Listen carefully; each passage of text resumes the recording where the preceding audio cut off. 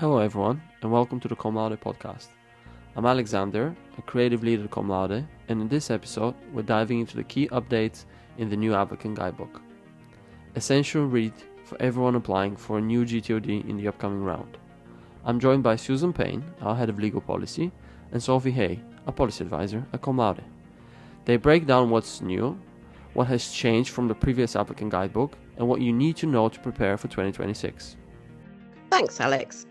So as Alex mentioned, I'm Susan Payne and I'm joined here with my colleague, Sophie Hay. We're both from the policy team at Laude and we're going to be talking about the Applicant Guidebook, or AGB, for the next round. So Sophie, quick question. What is the Applicant Guidebook? Thanks, Susan. So the Applicant Guidebook is a set of rules for applying for new gTLDs. So it's going to cover who is eligible to apply, along with the information you will need to provide as part of your application. It will include information on how third parties, so either other applicants, existing registry operators, both gTLD and ccTLD operators, governments or other people as well, can object to your application, but also how you can object to other applications. The AGB will also set out how the applications will be evaluated. So what is it you need to demonstrate to become a gTLD registry operator? Thanks.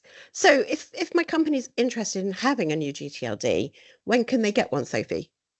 So there's a little bit of a wait, but it is coming up soon. We're expecting the application window to open in April 2026. And the window is going to be open for 12 to 15 weeks. A draw is then going to be held to determine the order in which ICANN processes the applications that they receive.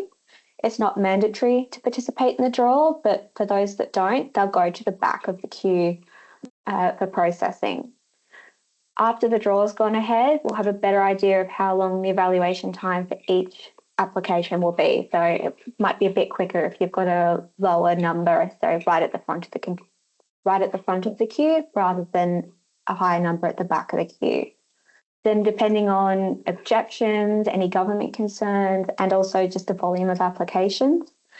It's a little bit unclear how long it will take for you to get your gTLD, but ICANN's estimating at the moment around 12 to 18 months from the close of the window. Great. And I think a lot of people listening, a lot of companies listening will be interested in having their company's brand as a TLD. A so-called dot brand. So how do they go about doing that? What's the timing for designating that? So in the last round, dot brand wasn't a designated category of application, and specification 13, which is the part of the registry agreement that allows you to operate as a dot brand, that wasn't finalised until nearly 2 years after the application window closed. So for those of you who might remember the last round, that meant you needed to designate as a dot brand when you had a registry agreement or later in the evaluation process, and that depended on the progress of your application in general. This time, you'll be able to designate your application as a dot brand as part of your application. So at the same time you submit your application. It will be possible to change to a dot brand later, but you will need to submit a change request with ICANN, and there would be a further public comment period on this change, which would in turn likely extend the evaluation period of your TLD. So if you're going in knowing you want to be operating a dot brand, it makes the most sense to designate that at the start.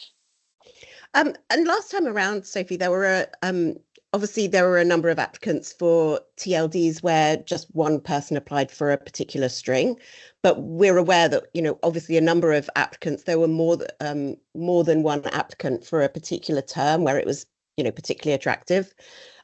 So this time around, what happens if someone else applies for the same string that I do? So strings that are identical are going to be placed in contention sets. So that means only one applicant will be eligible to operate that string as a gTLD. ICANN's hoping to reduce the number of duplicate strings this time by allowing applicants to select an alternative string at the time of application. And I'll go into that in a moment. So everyone, including applicants, will find out if anyone else has applied for the same string as they did on reveal day. The reveal day is going to be no later than about 9 weeks after the application window closes is when all the strings applied for, the applied for variants of those strings, and any replacement strings designated by applicants will be published. Now, if in your application you designated a replacement string, in a 2-week period, you'll have the opportunity to decide whether you want to switch from your original applied for string to your alternative string. And you'll have that full list to help inform your decision. Having said that, there's a couple of caveats. So applicants will not be allowed to switch if the alternative string would then also go into a contention set. So if it would expand a contention set from 2 to 3, for instance, or from 1 to 2 and actually forming a contention set. And the other point to consider here is the decision to switch is going to be final. So if you decide to switch a string and that string later fails part of the evaluation later on, then you're not going to be allowed to revert back to the original string. So, for example, if the string is later identified as a singular or plural, or placed in a contention set from a string confusion objection, you won't be able to revert back that original string. And that also applies the other way. If you decide, no, I'm not going to switch to my alternate string, you won't then later be able to go to that alternative string if your original string doesn't pass. But I should also add that you're not required to nominate an alternative string or replacement string.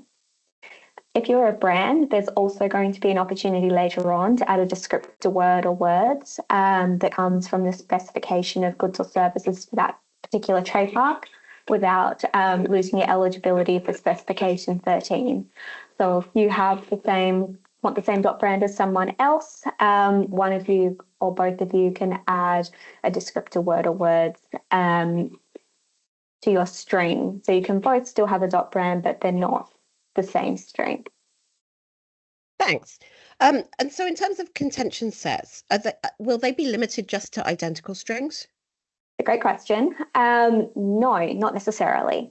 So for instance, if strings are singulars and plurals of each other, and that goes for singulars and plurals in any language, then they'll be placed into a contention set.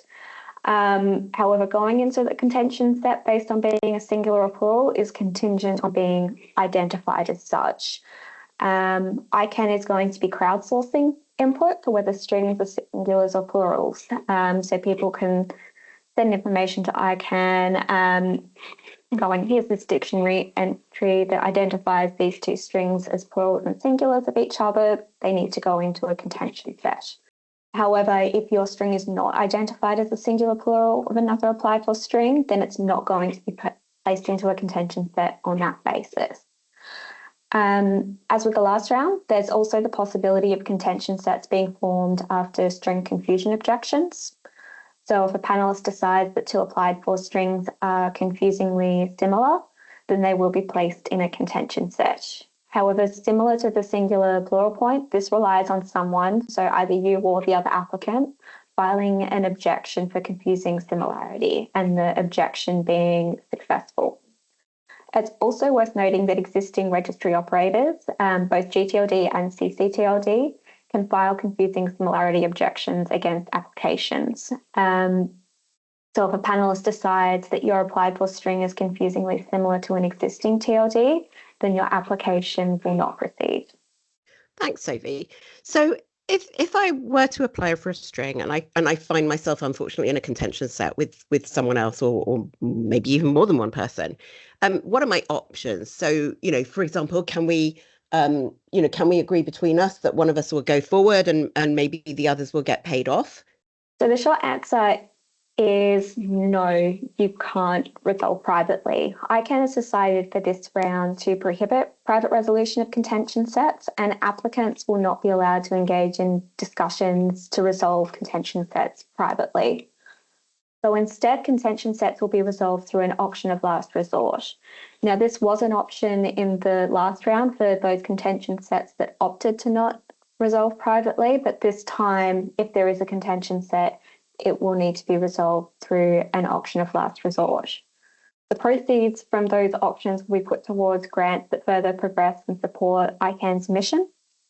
And the auction is also going to occur earlier in the process.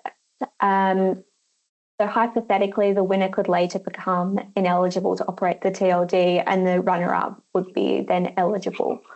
So for instance, financial evaluation, the winner of the auction doesn't pass that.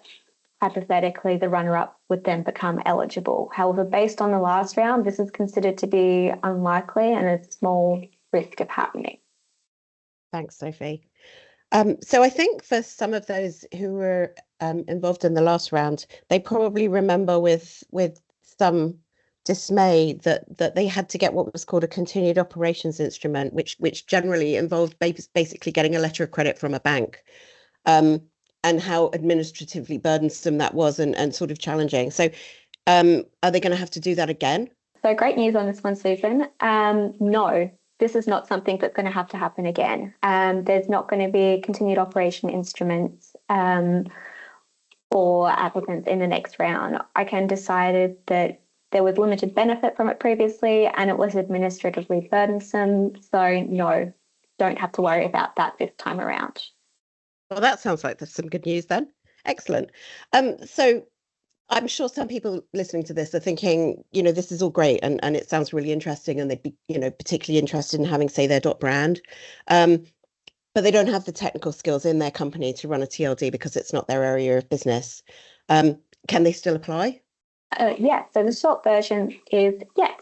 So explaining that a little bit further. So ICANN is currently in the process of evaluating and will later this year be publishing a list of registry service providers, or RSPs, later this year, that applicants who don't have that technical capacity themselves can instead decide to contract out to these RSPs.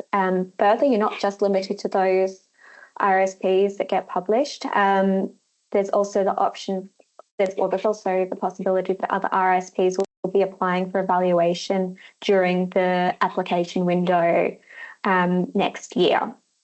So there will be options to choose from. Then, of course, in terms of navigating ICANN and understanding the different obligations on the front end, we ourselves can help with that kind of thing, making sure that you understand the ICANN policies and engaging with ICANN. Great. So this all sounds really interesting. What are the next steps? In terms of next steps, we're expecting the final version of the Applicant Guidebook to be approved by the ICANN board later this year. So once it's finalised, applicants will be able to review the AGB with a bit more certainty. It's unlikely to change substantively between now and when it's approved, but that final version, we'll be able to review that and hopefully later this year and ahead of the application window opening in April 2026 stage. Great. I think that's probably all we've got time for now. But if you're listening to this podcast and you'd like to know more, do please get in touch. Sophie or I or one of our .brand team would be very happy to give you more information. Thank you. Thank you, Susan and Sophie, for the informative update, and thanks to everyone for joining us. If you'd like to hear more about the next round of new gTLDs, subscribe to our podcast on Spotify or Apple, and follow Laude's YouTube channel and LinkedIn account. Have a good day.